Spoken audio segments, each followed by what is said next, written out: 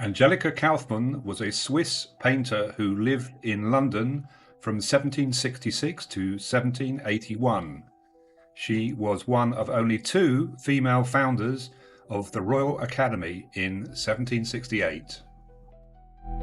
In 1777, she collaborated with William Wynne Ryland to produce a stipple print of the Three Graces or nymphs tying up and distressing Cupid.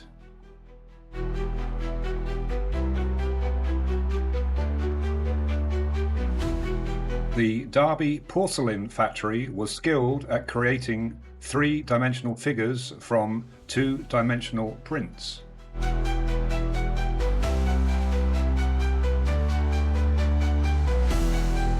This was filmed by appointment in the Victoria and Albert Museum. Thanks to Ashley Weaver-Poole and the team of ceramics curators. Thank you for watching. If you enjoyed this clip, please like and leave a comment.